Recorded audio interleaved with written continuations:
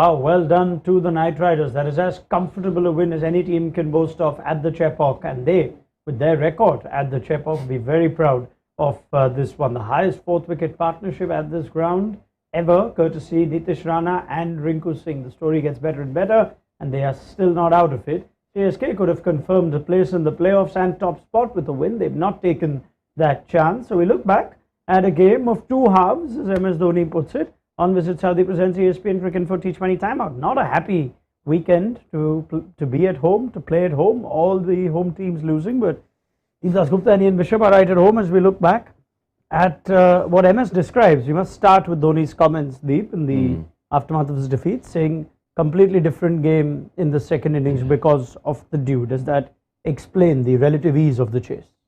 To a certain extent, but you can't take the credit away from that partnership. Those two innings, Rinku Singh and Nitish Rana, against quality bowlers. Yes, there was dew, but there are also quite experienced bowlers who would have some idea how to bowl with a wet ball.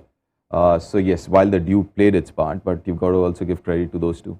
How good was that Rinku Singh innings? Because he seemed to change things up. Bish, 3 for 33 at one stage of the fall of Jason Roy's wicket, and you felt, oh, this is going to be a huge 144. Rinku played superbly, didn't he? Not that we haven't said that before. My real focus for Rinku Singh is not my relation, by the way, but I'll say just one more time that they need to give him something to elevate to. This first full season, 400 plus runs already in his first full season. And it's the manner in which he's got those runs. He seems, why I kind of identify with him a little bit is because my default position in this format is to chase. That's my default position unless I see something different. I've said it before. And he looks just like he's a chaser. Yep. He seems to function better when he knows what he has to aim to when you judge by his average chasing. It hasn't always been successful run chases, but he seems to pace his innings better. And right now, with the form that he is in, I would not want to wait until that dissipates or something happens so that I don't see the best of him even in an India A outfit given his domestic form. So I would implore the selectors, if I could, push him, stretch him by giving him an elevation. Whatever happens in the next game, which could or could not be the last game of the IPL season for him, the time is right now. Yeah, I mean, he's played different kinds of chases. He has blasted away, he's simmered and then gone big and played done the unthinkable at Gujarat. Today, what stood out in the manner of the chase for you? I think just spacing that innings. You know, I think that was so good to see the maturity that he's shown in this innings. And we're talking about 3 international bowlers here. We're talking about Moeen Ali, we're talking about Theeksana, and we're talking about Jadeja and Pathirana. And he's looked at ease. Never in that innings, both of them, they looked out of place or they looked rushed as if they were going behind run rate or something. He's good at hitting. He's good at rotating the strike. He's got everything that you need in a middle order batter who would build that innings, create that platform, and also finish more often than not. Unlucky today, he obviously that run out and all, but he knows how to build and finish. Perfect middle order batter for this format. Matt Roller was telling us if there is a weakness, he goes at a runner ball against spin. And today, some of the shots he played, Bish, off Moeen Ali against the turn, it shows us this is a batter who's also growing and evolving with his game in this season itself, the point you make. And that's what you'll find. Not to sort of dismiss Nitish Rana because he's could be his, I don't know, the numbers are saying it could be his most successful, prolific IPL season as well. So I don't think we could dismiss that. Credit to Nitish with leadership on his shoulders. But with Rinku, the other thing that stands out, and it's an intangible. I'm sitting in the dressing room. One of the things, and Sir Vivian Richards used to say the same thing for those of you old enough to remember. He did not like watching the game when he was waiting to bat because he would see a guy play and miss, and that would sort of get him on nerves. So he would lie in the dressing room and sleep, and then it was his turn. He'd come out fixing his cap, and he'd be walking out with a fresh mind, given the surface. And Rinku gives me a sense of calm when he's batting. His body language, you look at his facial expression, you can never tell what's going on. And he's just strolling up and down and calculating in his mind. So that sense of calm that he gives is an intangible. And I think that's a good sign for a young player. Just imagine Surya 4, Rinku 5. That looks like a really good middle order there. Yeah, I mean, if you're just picking off players on IPL form, putting them in the same situation. Exactly. And that's how it should be, right? Yeah. I mean, that's what it should be like. Your performance in T20 as an IPL should mean that you're good enough to play international. Because you're playing against the top sides, you're playing against the high pressure environment. I mean, for example, Chepauk, what about 60,000 people away from home, yellow army and everything. The calmness that Bish is talking about, under pressure, 33 for 3. And that should mean for something. It does tell us, now that you've mentioned, it's a 400 run plus season already for Rinku at this strike rate. And just a little while back today, at 5, and a little while back today, we were evaluating Sanju Samson's innings, and there are some innings that stand out. But it now seems like, while Samson, the frustration was there were a number of players just above or ahead of his generation who were keeping him waiting. It now seems like there are a lot of players just after him who may cut the queue. Rinku, Tilak Verma, Jitesh Sharma, there are a few putting their hand up, but that is now that is the standard that India's young cricketers are bringing up, like Rinku, isn't it, Deep? Absolutely, yes, absolutely. And I completely agree with Bish that these guys, when they're doing well, they need an opportunity then, not a year after now. You never know where they'll be in a year's time. So as soon as you get them going, put them in a position at a step higher, keeps them motivated, keeps that flow going. You don't want these guys, because they aren't very young though. They are all 26, 27, most of them. I mean, Jitesh is 27, Rinku is again 27, 28. So they are the youngest around. I can understand Tilak Verma would be the youngest among those names that you've taken. It's important for these guys to keep seeing something ahead of them and keep them going and motivated to kind of achieve the next level. Bish? Rinku's 25. 25, yeah. The other thing too is people tuned in to this broadcast will be saying, IPL, you're pushing him too far. But no, I've said it before. Look at his first class numbers. Look at Tilak's limited first class numbers. Were there a first season double 100 and 100? So there is something else in other formats apart from what we're seeing in the IPL. So we're not just clutching at straws and saying push a guy. There is a body of work behind several of these young players that, funnily enough, Sanju may not have been consistent enough in red ball cricket. But we don't doubt his talent. These guys have a slightly wider body of work. All right. Makes you wonder as you put things in perspective, and what may or may not be a successful year for KKR, but has been an outstanding year for Rinku Singh. Well done to Nitish Rana. Let's have a quick word on him before we move to CSK. And Vish makes the point. It's Rana also tends to be like that. He promises and then he goes cold. He hits and misses. This is one of his most impressive seasons. Add to that the captaincy, and you appreciate that even more. Absolutely. The leadership role, I mean, come on, he was kind of pushed into it. Obviously, the last moment, whatever happened with Shreyas, unfortunately, but he's taken it really well. He's leading well. You can see that improvement, or he's more comfortable now as compared to, let's say, the first half or the first few games of the season. And that is also kind of, you can see that in his batting as well. The leadership role while he's batting. I mean, today was a great example, finished off. He's played a few really important games in the past as well, important innings. So, I mean, that's good for KKR, and I'm really happy for Nitish as well, because he's been around as well. He's been around for a while, playing for Delhi in first-class cricket as well. So it's good sign, and I'm happy for KKR. I think he's playing pace a little bit better than I could remember in past seasons, where the short ball seemed to be a big concern for him. You don't want to shout your successes and whisper your failures. That's how it goes.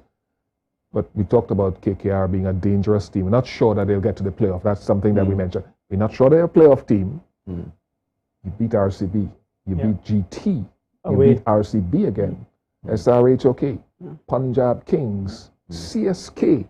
In their own den. Beaten Gujarat and Chennai at their own den. The top two teams this year. And Bangalore twice. What is the issue? If you are beating these teams, how do you not manage to stitch it together, one or two more wins? That is the thing that I'm trying to find out, investigate in my mind. So now, if you think that if they do finish with 14 points, and I think they'll look back and say, one more win. Just one win. So they're 2 points, 1 win away. Great game for Sunil Narayan. I Yes. thought there was I somehow saw a difference in his body language. I don't know whether I saw him a little more bubbly, running around. Not at times you feel he's kind of loitering and Coasting. He's been watching our shows clearly. Yusuf Pathan said he should be out somewhere, and we said something about Narayan. Maybe. It's just that, I'm telling you. So I mean, he looked the usual Sunil Narayan today as well. It was good to see. And a couple of really good fast bowlers. Harshit Rana, I think he's really, really good. Vaibhav Arora. I think give them another year with this team, and hopefully Sunil Narayan will find his form back, and Andre Russell and all. And this looks like a really, really good side. No idea how they'll fit Shreyas Iyer into this team now.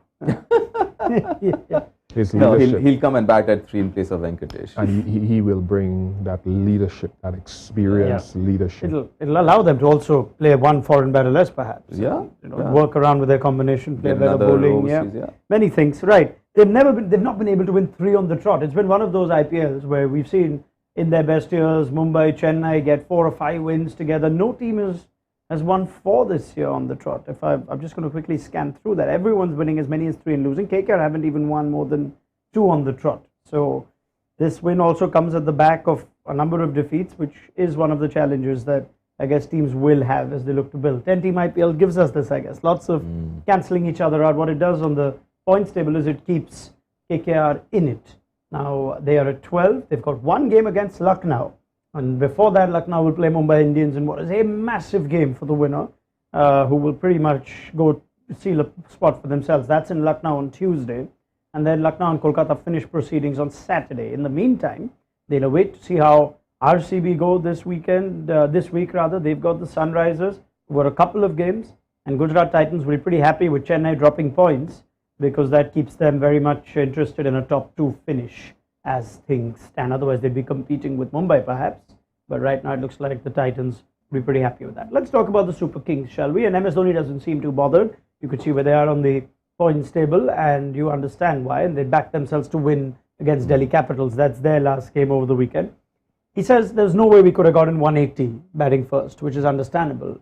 But they did defend 160 odd successfully against Delhi. Now, could they have batted better to get to 160, 165 deep, or was it really that hard in the first innings? Middle overs, they could have pushed in another 10-15 runs in there. I thought 160, to be honest, I thought 160 was a pass score here. Maybe not 180. Obviously, I'm not aware of how much due there would have been.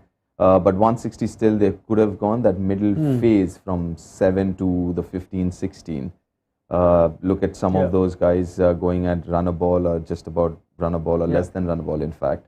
So I guess another 10-15 runs in there. I think that's where the difference was. If you look at how much KKR got, again, with due and everything else, that was the assistance that they got. But there's a huge, I think there's a 31 odd run difference in those middle overs between KKR and CSK. Maybe half that, another 15 runs there.